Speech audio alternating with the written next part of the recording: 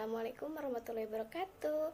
Perkenalkan, saya Rizka Septriani dari Fakultas Ilmu Kesehatan, Prodi Farmasi Universitas Perjuangan Tasikmalaya. Di sini saya akan sedikit memaparkan tentang analisis senyawa magnesium pada injeksi dan iodium pada garam. Yang pertama yaitu penentuan kadar magnesium pada air injeksi. Abstrak. Analisis kadar kation dan anion pada air injeksi telah dilakukan. Metode yang digunakan adalah metode titrasi. Hasil pengujian diperoleh kadar Ca2+ 92,18 mg per liter, kadar Mg2+ 34,03 mg per liter, kadar HCO- 1627,20 mg per liter, kadar SO42- 96,07 mg per liter, dan kadar Cl- 6402,27 mg per liter. Selain itu, air injeksi mengandung CO2 bebas sebesar 49 mg per liter. Berdasarkan hasil pengujian, air injeksi mengandung kation yaitu Ca2+, Mg2+, dan anion Cl-, SO42-, dan HCO3-. Pendahuluan. Air injeksi merupakan air terproduksi yang dimanfaatkan kembali sebagai media injeksi dengan melakukan treatment sebelumnya, sehingga tidak ada limbah cair yang terbuang ke lingkungan. Adapun yang dimaksud dengan air terproduksi adalah salah satu limbah terbesar yang dihasilkan oleh hulu migas. Injeksi air yang dilakukan bertujuan untuk menambah perolehan minyak serta mempertahankan tekanan reservoir agar produksi di suatu sumur tidak cepat turun. Oleh karena itu, digunakan metode EOR untuk menginjeksikan bahan kimia dengan menggunakan surfaktan.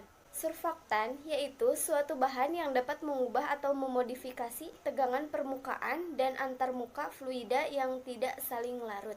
Kemudian, prosedur dan analisis magnesium. Yang pertama, dimasukkan 5 ml sampel ke dalam Erlenmeyer dan diencerkan dengan aquade sampai volumenya menjadi 100 ml. Kemudian, tambahkan larutan buffer secukupnya dan ditambah indikator EBT sebanyak 6 tetes.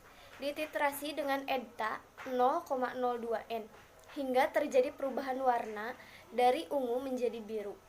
Dicatat volume EDTA 0,02 N yang habis terpakai. Nah, hasil dan pembahasannya pada pengujian kadar magnesium menggunakan titrasi kompleksometri. Pada pengujian kadar magnesium menggunakan titrasi kompleksometri, yaitu titrasi berdasarkan pembentukan senyawa kompleks antara kation dengan zat pembentuk kompleks. Salah satu zat pembentuk kompleks dalam titrasi kompleksometri adalah garam EDTA, dan ditambahkan larutan buffer yang bertujuan untuk mempertajam titik akhir titrasi. Kemudian, pada saat penambahan indikator EBT memberikan pengaruh yang sama dan dititrasi dengan EDTA 0,02 N, maka kalsium akan menjadi suatu kompleks hingga terjadi perubahan warna dari ungu menjadi biru. Keunggulan dari EDTA ialah mudah larut dalam air dan dapat diperoleh dalam keadaan murni, sehingga EDTA sering dipakai dalam titrasi kompleksometri. Dari hasil pengujian Mg2+, diperoleh hasil 34,03 mg per liter. Nah, kesimpulannya, berdasarkan hasil penelitian yang telah dilakukan terhadap air injeksi, dapat diperoleh hasil konsentrasi magnesium atau Mg2+, yaitu 34,03 mg per liter. Jadi, air injeksi ini positif mengandung magnesium atau Mg2+. Nah, yang kedua yaitu penentuan kadar iodium pada garam dapur. Abstrak. Gangguan akibat kekurangan iodium dapat dicegah dengan mengkonsumsi garam dapur yang mengandung iodium ke dalam tubuh. Garam harus memenuhi persyaratan Standar Nasional Indonesia atau SNI dengan kadar kalium iodat 30-80 ppm. Tujuan penelitian ini yaitu untuk mengidentifikasi dan menetapkan kadar kalium iodat dengan garam dapur yang beredar di pasar Kota Bitung. Sampelnya yaitu semua garam bermerek sebanyak 9 sampel dan garam tidak bermerek 1 sampel. Identifikasi dilakukan dengan uji kation kalium dan uji anion iodat. Penetapan kadar kalium iodat dilakukan dengan metode spektrofotometri UV-Vis. Hasil identifikasi menunjukkan dalam 9 sampel, garam bermerek mengandung kalium iodat, sedangkan 1 sampel garam tidak bermerek tidak mengandung kalium iodat. Hasil penetapan kadar dengan spektrofotometri UV-Vis terdapat 5 sampel garam yang memenuhi persyaratan SNI dengan kadar KiO3 77,6 sampai 31,6 ppm. 5 sampel garam yang tidak memenuhi persyaratan SNI dengan kadar KiO3 28 sampai 2,1 ppm. Pendahuluan. Iodium merupakan mineral yang diperlukan oleh tubuh dalam jumlah relatif kecil, tetapi mempunyai peranan yang sangat penting untuk pembentukan hormon tiroksin. Hormon tiroksin ini sangat berperan dalam metabolisme di dalam tubuh.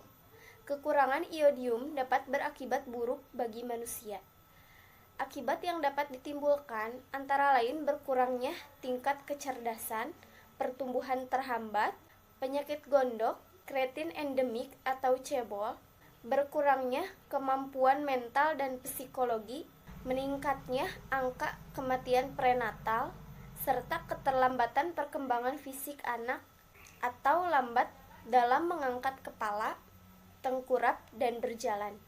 Iodium juga dapat meningkatkan kejadian penyakit autoimun, tiroid, dan kanker tiroid. Garam yang beriodium mempunyai bentuk, rasa, dan bau sama seperti garam yang tidak ditambahkan kalium iodat, sehingga sulit untuk memastikan kecukupan kalium iodat dalam garam.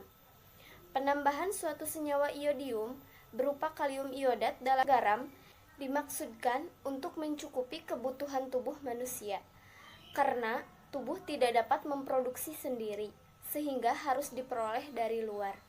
Prosedur. Reaksi yang akan dibuat adalah KSCN 0,1 m dan kertas kanji. Kalium triosianat atau KSCN 0,1 m dibuat dengan melarutkan 972 mg kalium triosianat dalam aqua bides dan diencerkan sampai menjadi 100 ml dalam labu ukur. Kertas kanji dibuat dengan cara 500 mg pati diaduk dengan mili air dan ditambahkan dengan 100 ml air mendidih sambil terus diaduk. Didihkan selama 3 menit dan didinginkan. Kemudian celupkan kertas saring ke dalam larutan kanji. Analisis kualitatif. Yang pertama yaitu uji kation kalium dilakukan dengan cara timbang 0,1 gram sampel garam dapur, tambahkan 10 ml aqua bides dan dihomogenkan. Kemudian tambahkan 1 ml larutan asam perklorat, kemudian dikocok pelan. Akan terbentuk endapan kristal putih. Kemudian catat hasil yang didapat dan ulangi proses yang sama untuk semua sampel. Kemudian yang kedua yaitu uji anion iodat. Dilakukan dengan cara masukkan kertas kanji yang telah diolah ke dalam tabung reaksi. Tambahkan 1 ml kalium triosianat 0,1 m. Tambahkan 1 ml larutan sampel yang telah ditambahkan 1-3 tetes fosfat 85% akan terjadi warna biru. Kemudian catat hasil yang didapat dan ulangi proses yang sama untuk semua sampel. Nah, kemudian analisis kuantitatif. Yang pertama, pembuatan larutan baku kalium iodat atau KiO3. Dengan cara timbang kurang lebih 1 gram kalium iodat yang telah dikeringkan pada suhu 110 derajat hingga bobot tetap. Kemudian, larutkan dengan aqua bides dalam labu ukur 100 ml sampai tanda tera dan homogen. Kemudian yang kedua, penentuan kadar sampel. Sebanyak 10 sampel yang akan diteliti, masing-masing ditimbang 0,1 gram. Kemudian, masukkan ke dalam tabung reaksi dan ditambahkan aqua bides 10 ml. Kocok dan homogenkan. Kemudian, Ukur serapannya. Pada panjang gelombang 352 mm. Kemudian hasil dan pembahasan.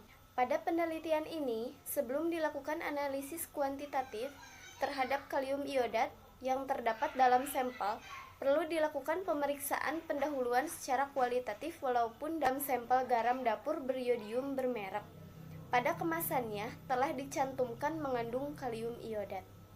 Dari hasil pemeriksaan kualitatif kation kalium dalam garam dapur, semua sampel yang direaksikan dengan asam perklorat membentuk endapan kristal berwarna putih.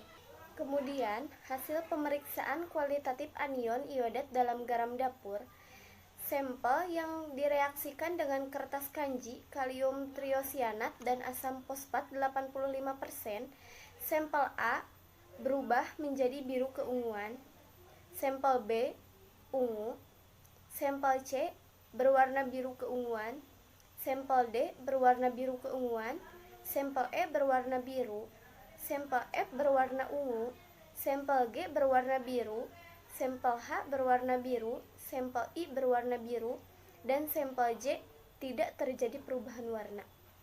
Dari data, dilihat bahwa 10 sampel yang diuji semuanya positif terbentuk endapan kristal putih. Pada uji kualitatif kation, kalium terjadi endapan putih kristal karena adanya reaksi ikatan kompleks antara kalium dan perklorat.